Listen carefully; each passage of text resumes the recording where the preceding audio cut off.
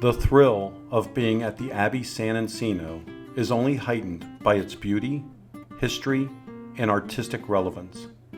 Built in 1915 by Clyde Brown, the grandfather of the Abbey's current resident, Severin Brown, it was initially designed to be a print shop.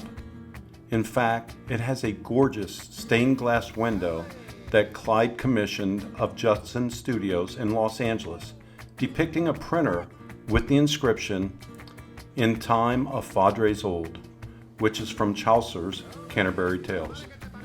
The interior of the Abbey features a dungeon and a chapel with a very impressive organ that had been shipped over from Germany and hand-assembled and installed by Clyde, who worked as a piano player before moving into printing.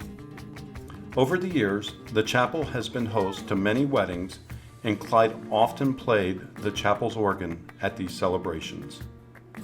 Clyde also wanted the Abbey San Encino to be an artist's enclave, and it certainly lived up to that ideal over the century since it was built.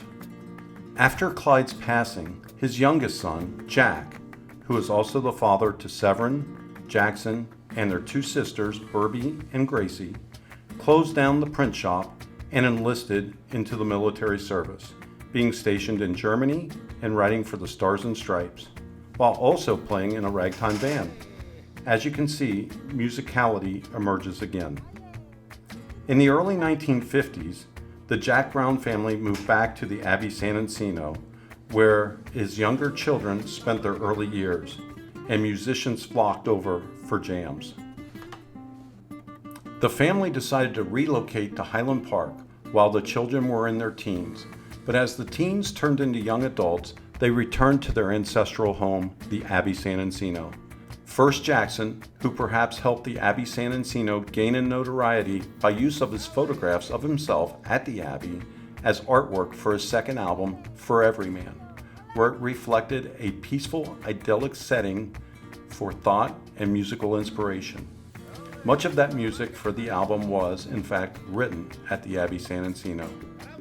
As time marched on, Jackson relocated, and his brother Severin, the Abbey's current resident, made the Abbey his home. Sev is also an extremely accomplished musician in his own right, with numerous albums and tours to his credit. His albums, The Twisted Road and The Edge of the World, are great, and his latest, Overdue, is another must-have in his piece of musical works. All are available at his website, severinbrown.com. Sev was so kind to host my wife and I for one of the photographic highlights of our career. It felt so inspiring to be in the Abbey San Encino, so rich in history, architecture, music, and the arts. The artist's enclave his grandfather Clyde had envisioned so many years ago. A serene oasis right there in the middle of Los Angeles. It was an unbelievable experience to meet you, Severin, and to tour your ancestral home. Thank you for your generous hospitality and the time you spent with us. And also, kindest regards to Sugar Ray.